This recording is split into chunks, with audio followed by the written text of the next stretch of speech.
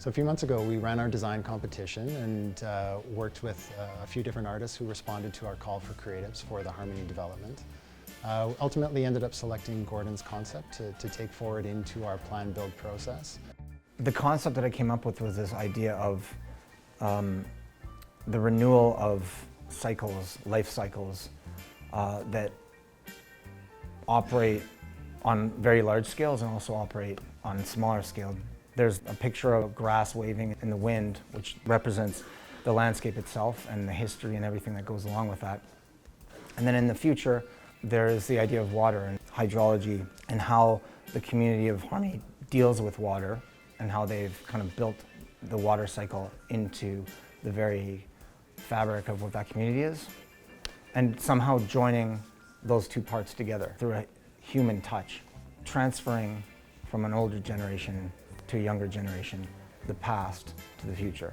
So it kind of all ties in.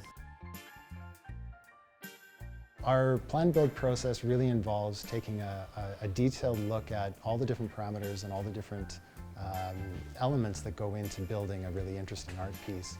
So for example, we're looking at the materiality, we're looking at fabrication method, we're looking at how to install it, and we're trying to take all of these different elements together and put them together into a package that really meets the overall intent of the project. We've really been working on how far we can expand and articulate the vision of what I want to do. One of the important aspects that we really had to deal with was the engineering side and the artistic side and bringing those together. One of the primary aspects that we need to look at is the wind load on this structure, basically because we're building a very large wall out in the middle of the prairies. We don't want to just put a big border around the piece that would disrupt the aesthetic flow of the piece. So we're looking at creative ways of supporting the structure that really work with the elements that we already have that are required from an aesthetic perspective.